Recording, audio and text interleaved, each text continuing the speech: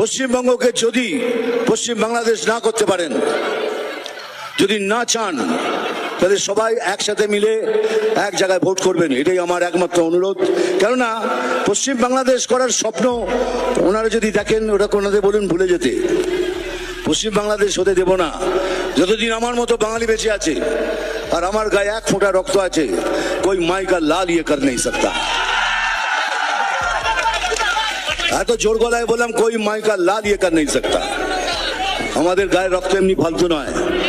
ছোটবেলা থেকে রাজনীতি করে আসছি, জানি রাজনীতি কি জিনিস। আর এরা যে ষড়যন্ত্র করছে, খালি মুখে খালি মিথ্যে কথা ছাড়া কিচ্ছু নেই, খালি মিথ্যে কথা। আর মিথ্যে কথা সরকার 15 বছর চলছে। 34 বছর একটা সরকার দেখেছেন, তারপরে 15 বছর একটা দেখলেন। আমরা খালি বলছি 5 বছর আমাদের সময় দিন। 5 বছরে যদি পশ্চিমবঙ্গকে আবার সোনার বাংলায় পরিণত না করতে পারি, মিলন চক্রবর্তী আর আপনাদের সামনে কোনোদিন আসবে না।